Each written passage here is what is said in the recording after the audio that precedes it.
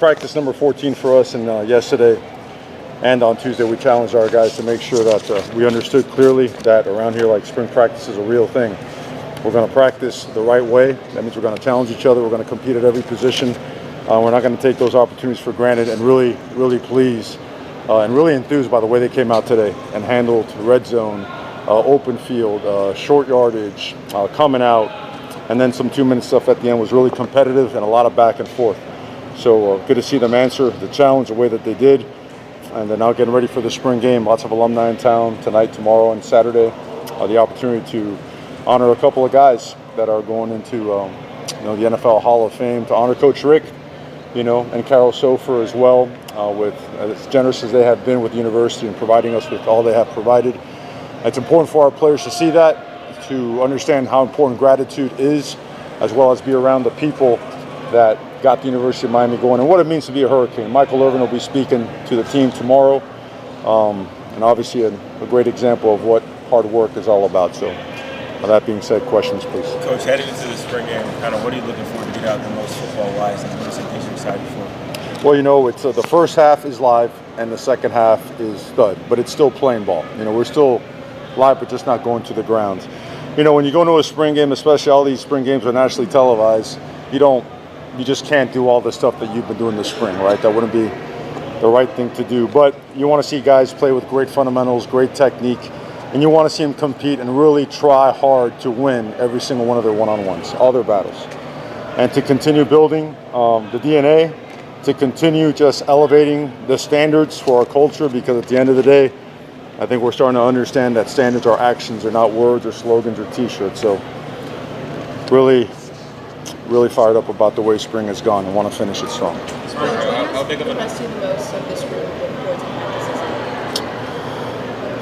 I would say the consistency and the willingness to compete. I think people say we're in a new day and age of stuff. I don't know, maybe in some regards, but not in terms of competing, in terms of being a good football team. And I think we're understanding more and more the importance of practicing really hard and taking care of your teammates too, not going to the ground, avoiding the avoidables, but understand that all these opportunities we get, after Saturday, we don't get to put on pads again until August, and then it's real right after that, right? So that's probably the consistency and the willingness to compete and get better on a daily basis. The spring game is an important recruiting event as well. The fact that it's on campus here this year, how much does it help you with those efforts? Well, it's huge. I think for everybody, for the students, for the faculty, for our community, for the alumni. If you haven't been back on campus in a few years, it's a whole different place now.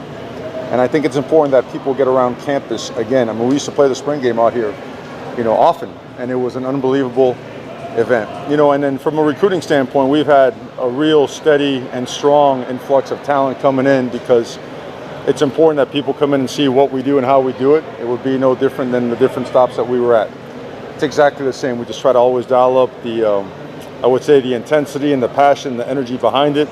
So, and the spring game will be no different. The format is different. It's a game-like format. But aside from that, it's all systems go. And really pleased that the city of Coral Gables and the University of Miami found a way to get this done for us.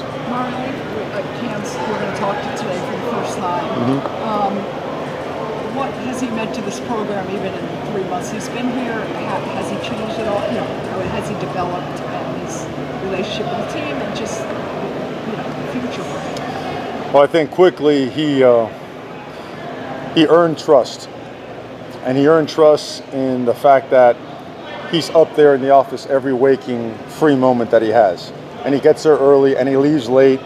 And he pulls aside the receivers and the tight ends and he watches film with them.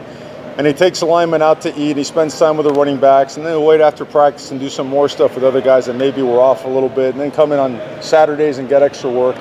And, trust and confidence is earned. It's not just given away. And what he has done, he has earned the trust of the people around him because of his time invested and the fact that he's an alpha. And when your quarterback needs to be an alpha.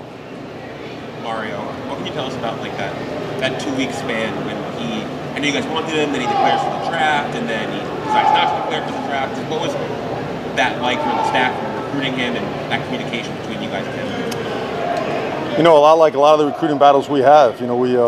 it's always a marathon, right? When you're getting after it, and if you truly believe in it, you'll stay with it, and you'll stick to the truth. You just recruit guys with genuine passion, with honesty, transparency, and I don't know, there was a feeling all along that no matter how it initially played out, that he wanted to be a Miami Hurricane, you know. Whether he admits that later or not, I'll say he's full of it, you know, but, you know, when that call came in, I don't know if I wanted to high five or jump through the screen and put him in a headlock, you know, but the wait was worth it. You know, guys like that, you know, we feel that, you know how it is, man. Guys like that can make change and make a big difference, not just as a player, but as a human being, or, you know, they come once around, you know, not too often. So, and so far so good. We haven't played a game yet, so don't want to get ahead of ourselves. It's been an awesome spring. A lot of progress across the board in so many different areas, but mostly the fact that the team is finding ways to compete in everything we do. So, but very happy that Cam Ward is here. Kind of along those lines, Mario, how much, I know football coaches are never fully satisfied, obviously. How much better do you feel about things after 14 practices? How many questions do you think are answered in your mind about what you really have and what can happen this rest of the spring, this summer, and then going into the real work of school? I would define it as strong progress, really strong and real and tangible progress. I would also equate spring practice in college football, because of the powers that be, they've come up with a formula, right? There's different things that affect rosters. Spring football for us is almost like minicamp. You got to find out what works, who's in a culture, who's not, who can abide by policies, who can't, who's willing to compete, who's going to fold. You get to put guys through the test and find out, and allows you to make decisions that move you forward. And the good thing is, a lot of guys have made some of these decisions hard because of their effort and their willingness to do things a certain way. So, yeah, strong progress, mouth shut and working, brother. That's it. Last question. Anybody besides, I know Henry Parrish and Nigel Lee, who have left the program, we haven't seen practice in the last week. Right. Anybody who has already left the program we might not know about, and that situation with the portal opening?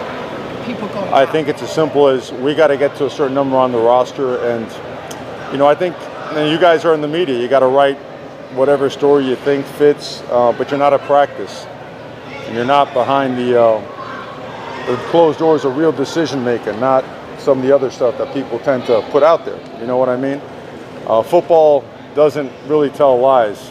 Positions are won out there. Some guys gotta attack it and do a great job, and some guys just flat out fold. Spring football is to find out who are the guys that can step up and play winning Miami Hurricane football.